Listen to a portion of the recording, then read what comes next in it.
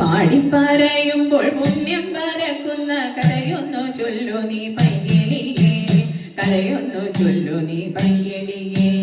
രാമായണ കഥ പാടിപ്പറഞ്ഞിടാം, കേട്ടുകൊള്ളുക നീ ആൺകിളിയേ, കേട്ടുകൊള്ളുക നീ ആൺകിളിയേ.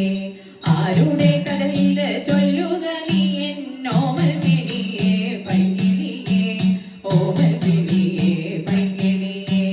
രഘുവംശവീരനാം ശ്രീരാമചന്ദ്രന്റെ അയനമാണി കഥ ആൺകിളിയേ, അയനമാണി കഥ ആൺകിളിയേ.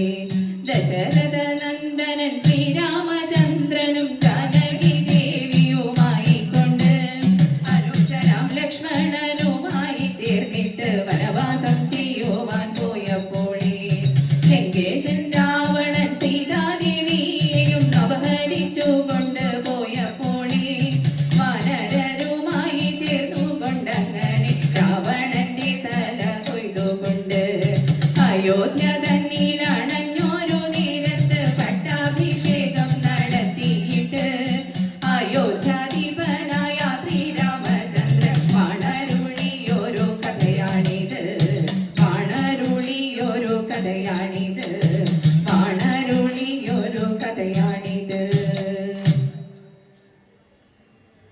സീതാ സ്വയംവരത്തെ ആസ്പദമാക്കിയൊരു വഞ്ചിപ്പാട്ട്.